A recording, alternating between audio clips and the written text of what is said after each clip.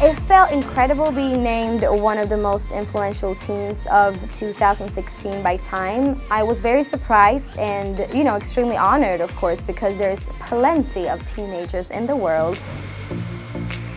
I'm an artist, first and foremost, of course, but today you can literally make a living out of being you.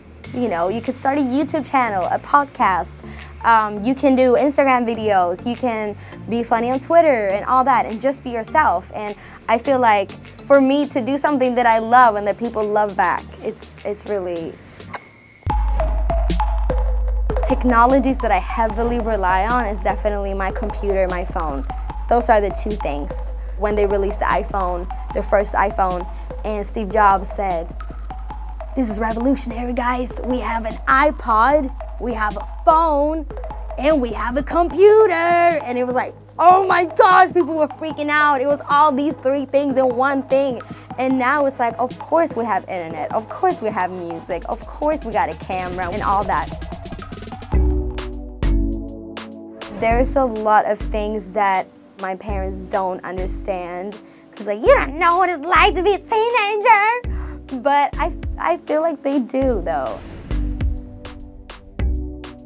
Memes, my mom will probably not get that.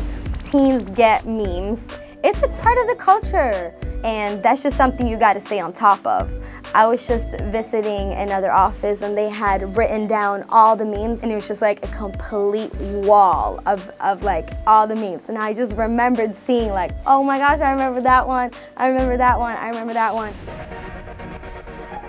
I go out, I do stupid stuff, I do behave like a teenager, as I should. Love, breakups, you fight with friends, you make new friends, you fall in love again, and all that. But just growing up in general, it could be really tough, and people will look at you in a certain way because you are younger, and people will definitely look at you in a certain way because you are a girl.